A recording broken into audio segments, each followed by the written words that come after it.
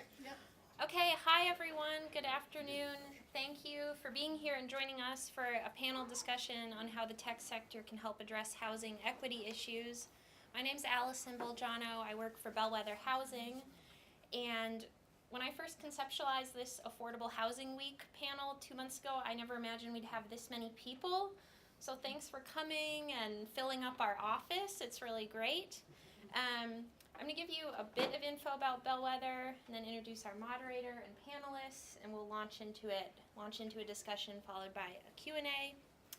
So here at Bellwether, we recognize that having a home is the foundation that creates stability in the rest of a person's life, and finding that foundation is becoming much more difficult for a lot of our neighbors as Seattle area rents climb steeply. We all know about this.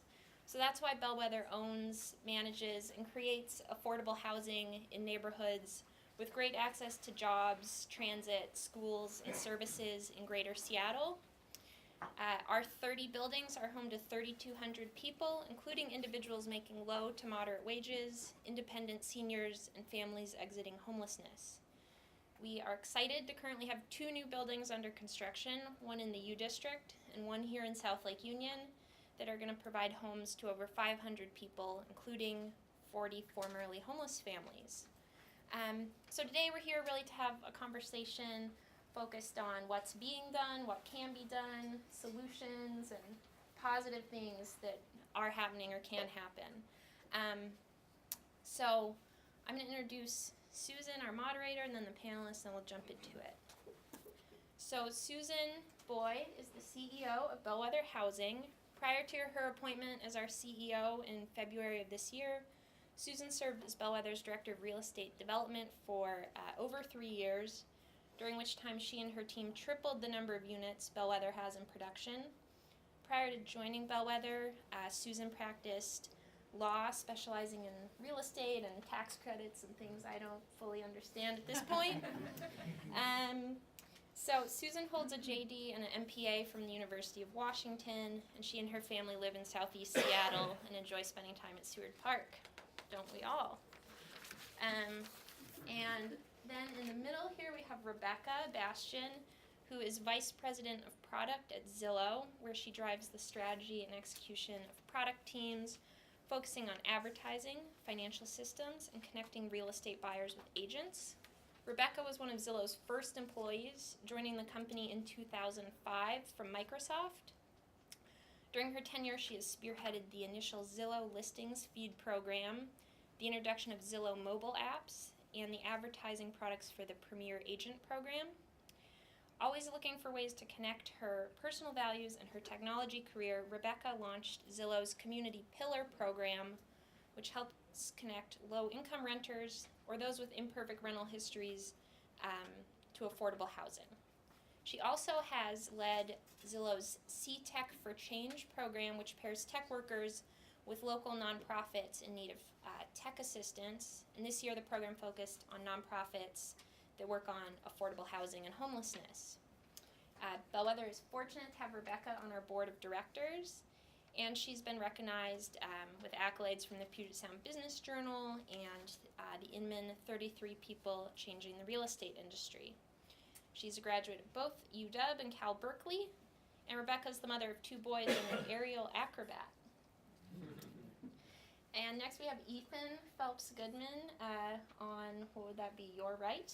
And Ethan is the founder of Seattle in Progress, which has the main consumer product of seattleInProgress.com, a web app that promotes a more informed public discussion about development by allowing Seattleites to easily see info about the construction happening in your neighborhood. Instead of those black and white signs, you can go on his website and it has good info. Ethan organizes the tech community through the group Seattle Tech for Housing. They advocate for abundant and affordable housing. Prior to his work here, or on these issues, Ethan was a software engineer at Facebook. And then over in the other Washington, Ethan was a senior software developer and project lead at the Sunlight Foundation, where he created the Influence Explorer, a widely used tool for journalists and citizens to track campaign finance, lobbying, and other political influence data. He holds degrees in computer science from the University of Washington and UC Berkeley. And Ethan has written about his belief that technologists should play a more active role in shaping the cities where they live in Crosscut and The Urbanist. And lastly, here next to Susan, we have Jonathan Sposato. Jonathan is the CEO of PicMonkey, the world's most popular online photo editor, and the chairman of GeekWire, a technology news site that I'm sure many of you are familiar with that focuses here on what's going on in the Northwest. Jonathan describes himself as a serial entrepreneur and an angel investor. He's honored to be the first person to have sold 2 companies to Google. Previously, Jonathan served as CEO of Picnic and founded FatBits, which became Google Gadgets. He's won accolades such as CEO of the Year and Best Bootstrap Startup from Seattle 2.0.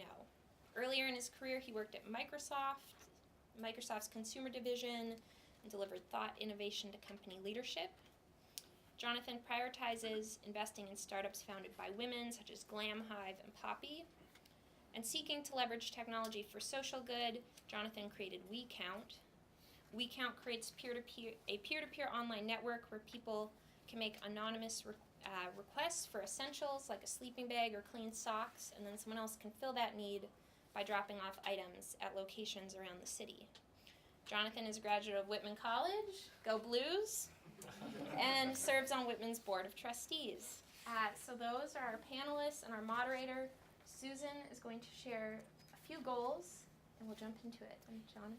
Yeah, if I may, I just have one. No person does anything alone, and you had identified me as the creator of WeCount, and I do want to acknowledge that my co-creator, executive director of WeCount, Graham Press, is in the audience, and he and I and others have conspired to do this. So okay, good. Thank you. Thank you for allowing me. Yeah. So thank you. This feels like such an illustrious group, and we have such humble spot for you here. Thanks for coming. And next time we'll find a bigger, more glamorous spot for you all. I think this is plenty glamorous. Okay. And thank you all for being here. We're really excited. This is part of Affordable Housing Week, which was a creation of the Housing Development Consortium to kind of focus Seattle's attention for 1 week a year on affordable housing. Now, we at Bellwether, and I know many of you, focus on affordable housing all year round. And even if you're not working in affordable housing, it's really hard to escape it. I think my goals for this conversation are to, one, highlight all the amazing positive things that the tech industry and people working in the tech sector are doing around housing and homelessness. And it sort of ranges from bringing actual technology to advocacy to just having really smart people in the room for discussions, like having somebody like Rebecca on our board, things like Amazon building several stories of dedicating part of their new building for Mary's Place, a homeless shelter, and then bringing money into this world. And so there's lots of positive things going on.